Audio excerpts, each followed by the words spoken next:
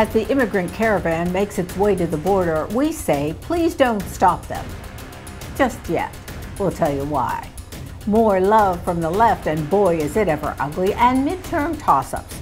All this and more on this edition of Truth is Making a Comeback. Truth is making a comeback.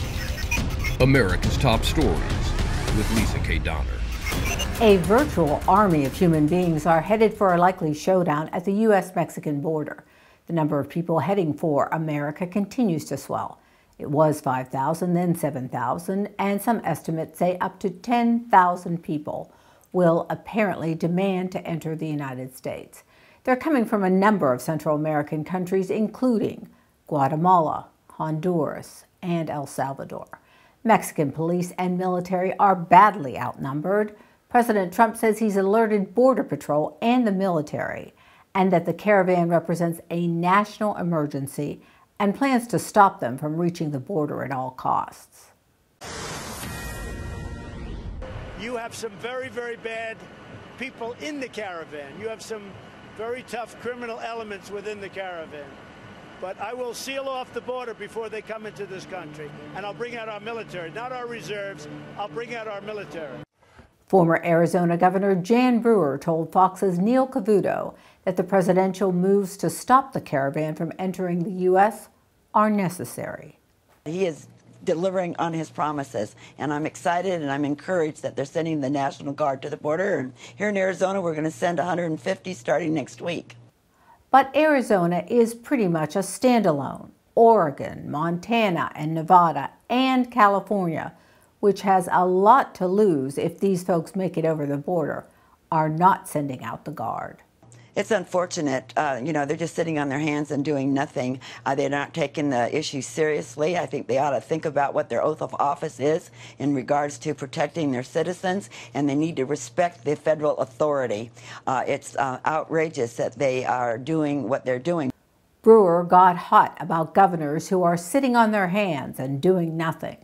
Well, they're just not serious about border security. They're not serious about the dreamers. They're not serious about catch and release. They're not serious about the loopholes. They're turning a blind eye, and it is wrong. It's absolutely wrong. The first and foremost thing that government is responsible for is to keep our country sovereign and to keep their citizens safe. On Fox and Friends, commentator Pete Hegseth said the real problem is with Congress. That's where you have to go back to Congress and say it's about time we actually do something about it. A wall is part of saying you don't get to come into our country unless you prove that you're a refugee. So go to a port of entry, claim asylum, you'll get your day in court, we'll determine whether it's valid or not. There's no doubt the caravan represents a threat to our national security. But from a political standpoint, I say don't stop them. Don't stop them until Election Day. Why? Because the #1 issue for Americans is immigration. And nothing, absolutely nothing, could get Republicans out to the polls faster than the specter of thousands of migrants inundating our southern border and flooding into the U.S. Midterm madness is upon us. All the pollsters are saying there will be a blue wave, surprise, surprise. But where are the real toss-ups going to occur? That is the crucial question as we head into the final weeks of campaigning. In the Senate, where Republicans hold the slimmest of majorities, 51 to 49, there are 33 seats up for election, and the Democrats hold 23 of them. And there are 5 races that stand out as particularly competitive. Indiana, Missouri, Florida, currently held by the Democrats, Arizona, and Nevada, currently held by the Republicans. Joining me now is Liberty Nation's chief political columnist, Tim Donner, and yes, we are related. Hi, Tim. Hi, Lisa. All right, so first up is the Senate race in Indiana. Take us through that one. Well, Republicans have very high hopes for the Hoosier state where Trump won big in 2016. The Democrat Joe Donnelly is trying to hang on against his GOP challenger Mike Braun. He's clinging to a slim lead down the stretch. Donnelly is about 2.5 points in the Real Clear Politics average. Okay, you've picked out another Senate race in Missouri. Well, this is another state, Lisa, where Trump won convincingly 2 years ago. Democrat Claire McCaskill, a longtime establishment figure and an ally of Barack Obama, is trying to fend off a strong challenge from Republican Josh Hawley, and that race is a virtual dead heat as we speak. Now, on the other hand, Democrats are very competitive against Republican incumbents in Arizona and Nevada. Polling shows that both those races are within the margin of error. So in the House, where Democrats need a net pickup of 23 seats to take control of the lower chamber, anywhere from 30 to 60 of the hundreds of races are considered competitive as we head down the stretch. Democrats are helped here by, I guess, the retirement of some 40 GOP members of Congress. So let's go now to Virginia's 10th, which isn't necessarily a close race, but it is interesting. Well, the Democrats have heavily targeted this district, which is immediately adjacent to Washington, D.C., which gives it added value. Establishment Republican Barbara Comstock is in a lot of trouble against Democrat Jennifer Wexton. Virginia, of course, Lisa, as we know, is a state that has turned from red to blue over the last decade. Next, we go to Texas's 23rd. Yeah, that's where another veteran Republican is being targeted by the Democrats. It's Pete Sessions in Texas's 32nd district, southwest part of the state. Sessions has been in the House for 22 years, but he's running neck and neck with his Democrat challenger, Colin Allred. And Tim, there's also one particularly tight governor's race that is compelling. It's very compelling. It's in the Sunshine State of Florida, pitting a full-on Trumpist, Ron DeSantis, against a full-on Bernie Sanders-style Democrat, Andrew Gillum. And Gillum's been ahead in virtually all the polls for some time, and they're now showing him with a 5-point lead with just days until the election. DeSantis is currently a congressman and would be giving up his seat to take the governorship. That's correct. And finally, can you give our viewers a quick primer on which way the wind has blown historically in midterms? Well, Lisa, if you take all the midterm elections since the Civil War, over 90% of the time, the party not holding the White House picks up seats in the House, and 70% of the time in those midterms, they pick up seats in the Senate. And the average gain of the out-of-power party, so to speak, is 30 seats in the House and 4 in the Senate. So the Democrats needing to pick up 23 is a very achievable objective.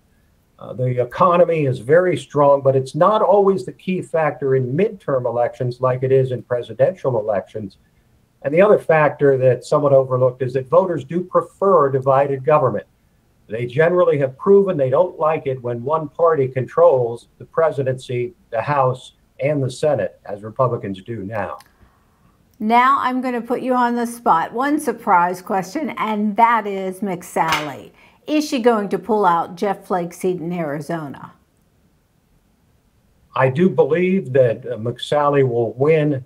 The wind is at her back at this point. The Kavanaugh hearings, not to mention the Caravan headed for the border, which is a very sensitive issue in Arizona, has to be made to order for Martha McSally. I do think she will hold on and hold that Republican seat being vacated by Jeff Flake. All right, so we're going to be holding you to it. You heard it here first, folks. Thanks so much, Tim Donner from LibertyNation.com. My pleasure, Lisa. It's becoming more and more obvious that the longer Donald Trump remains president, the more deranged those on the left become. Deranged, unhinged, disturbed, whatever you want to call it. These people who call themselves liberals, who aren't really liberals at all, but rather leftists, feel it's okay to do and say whatever they want to whosoever they want. And they are becoming more and more deranged by the moment. It's getting so you can't walk down the street anymore without being harassed. This woman that we will see next had the temerity to be so politically incorrect as to wear an NYPD hat on the street. Here's what happened. Why are you trying to block me? I'm trying to walk here. I obey traffic signals. You're a snarky little idiot. Shut the up. This woman is innocently standing at a crosswalk in New York City, and someone had the forethought to turn on their cell phone and catch this leftist in action. And since when is it politically incorrect and a statement to wear an NYPD cap? Imagine if she had worn a MAGA hat. Good Lord. But this is just the opening salvo. It gets worse. I'm not going to punch you. I'm not like your husband. I'm not going to punch you. I'm not married. I'm not like your boyfriend or your cop boyfriend who's going to knock you out, so don't worry. My husband died in 9/11. Well, you think that would be enough to shut this deranged man up, that he might zip it. But no, he doubles down. And what he says next took my breath away. It is unimaginable that any human being, even with a modicum of civility, could have conjured this up. My husband died in 9/11. Good for him. Good. Good. Those NYPD were a bunch of sodomizing immigrants with their bully sticks. So yeah, your husband probably should rot in the grave. Your husband, who died on 9/11, should rot in the grave. He actually said that to this innocent widow, minding her own business, standing at a crosswalk. This is a staggering example of just how hateful and nasty some of those on the left have become. And why do these folks think this is okay? Well, because their elected officials tell them it's fine and dandy, that people are not people anymore. They are simply collateral damage. And if there's some collateral damage for some others who do not share our view, well, so be it. So this 9/11 widow isn't a person, she's collateral damage. You are collateral damage. I am collateral damage. Steve Scalise was collateral damage. We no longer have a right to be spoken to decently or with respect or some semblance of civility. Anyone out there remember Mad Maxine calling for abuse against Trump people? They're not going to be able to go to a restaurant. They're not going to be able to stop at a gas station. They're not going to be able to shop at a department store. The people are going to turn on them. They're going to protest. They're going to absolutely harass them. These folks on the left truly feel a calling to be uncivil, as well as physically and verbally abusive. People need to start taking to the streets. This is a dictator. We need a revolution at this point. We will, as per Chief Jim Hopper, punch some people in the face. Spokesperson, the mouthpiece for the President of the United States, to say you don't know me in certain quarters in this nation, that starts a physical fight. Threats, harassment, insults, these are all the tactics of the left. And why? Because they can't win at the ballot box. The Democrats have little to no power in America today, so they're taking their frustrations out on members of President Trump's cabinet, all the way down to the 9/11 widow on the street. So let's not forget that these are desperate times for desperate people. It's ugly out there, folks, so watch your back.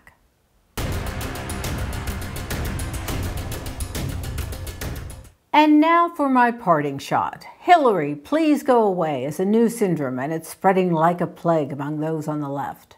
The Daily Beast, known for its friendly coverage of Democrats, published an article by Liz Mayer entitled, "Dear God, Hillary Clinton, please just go away."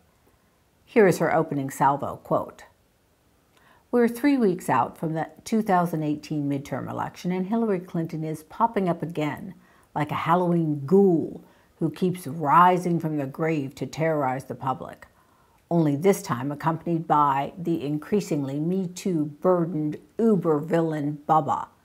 The Clintons, it seems, can't seem to call it quits, even if it means leaving members of their own party cringing and many more voters ready to head desk themselves into a coma," unquote.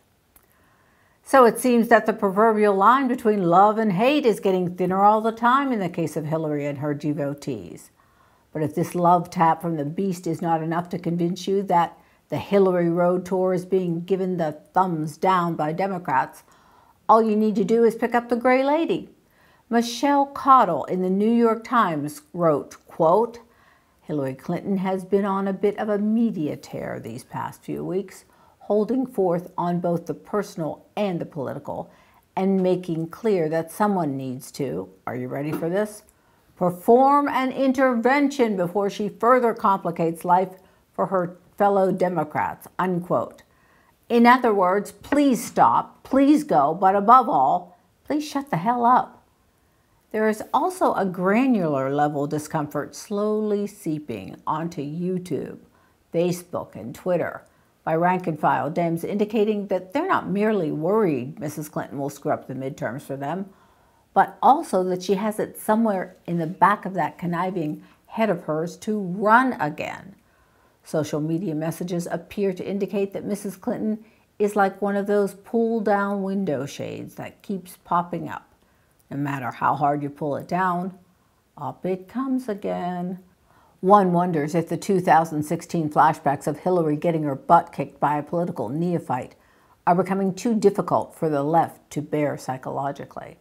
Are they waking with night sweats after seeing Hillary on CNN, ABC, or another of their legion propaganda outlets? Or are they finally agreeing that if you can't shut her up, then please, by all means, lock her up? There is this sense that Democrats are desperate to get Mrs. Clinton to exit stage left and to do it fast. But as always, Hillary does as Hillary wants, and there is seemingly little either friend or foe can do about it. But what else do they have? That's the question. On CNN, of all places, commentator Scott Jennings put it in perspective. And look, this is where the Democratic Party is. They've got a plagiarizer, a socialist, Spartacist, creepy porn lawyer, and now bizarro Pocahontas running for president. There's no way any of these people. You've got a serial sexual assaulter. There's no way they're going to compete with Trump. A plagiarizer, Joe Biden, a socialist, probably all of them would fit that category, a creepy porn lawyer in Michael Avenatti, Spartacus as in Cory Booker, and Elizabeth Warren, who would be a lock for bizarro Pocahontas. Actually, when you put all these folks into one sentence, Hillary looks positively normal. And that's my parting shot. Coming up this week on LibertyNation.com, Rod Rosenstein's testimony behind closed doors in Congress, and more on the FBI Carter Page story. I'm Lisa K. Donner. Thanks for watching Truth is Making a Comeback. Have a great week. What's real? What's not? We are LibertyNation.com, and you can rely on us to bring you the real story in real time. We've waded through the swamp, filtered out the fake news, and serve up a daily diet of political insight and analysis on all the top stories every morning. Simply sign up here for our daily briefing, because truth is making a comeback. Truth is making a comeback. Visit us at LibertyNation.com.